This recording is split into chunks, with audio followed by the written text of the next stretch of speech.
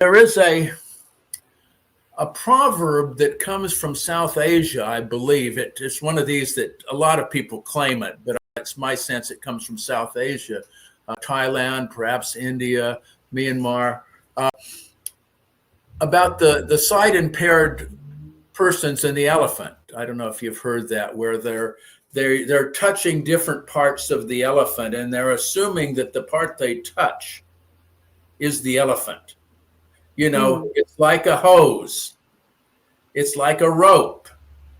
It's shiny. It's grand.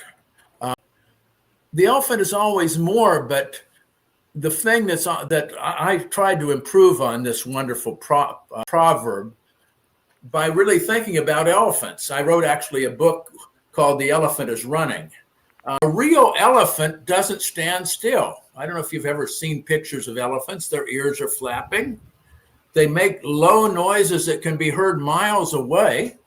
They mourn and they rejoice. They take good care of their neighbors. They protect. They even have good relations with humans. There's a wonderful movie. Maybe it's just The Elephant Keeper or something like that. That was short film that's just beautiful to see about the relationship of a couple to an elephant they had care of. We grasp new aspects of God as we move forward, the adventure. I think we can't get stuck in the past, whether it's the past of the way human life was 50 years ago or 100 years ago, the way you were last year. God is in the business of kind of finding a nice marriage of order and novelty. We need some order. I need to fiddle with this to figure out how to get a picture. And that's order, right? And the three of us sitting in our particular Brady Bunch Holy Trinity here is a type of order. But yet, who knows what will happen next? Right. We assume predictability until it's not.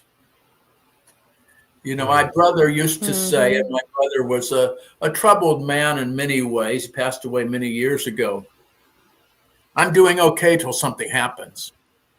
And that was he out of the mouth of my brother, who struggled with mental health issues on every axis you can imagine. That was about as true as anything goes. Order and novelty. But we might even embrace novelty. In the political realm, if a little bit, I think you can look at a variety of theologies or psychologies beneath the political issues of our time. But one of them, two areas that I think are at work in the political realm are just straight up denial. The straight up denial of what we don't like.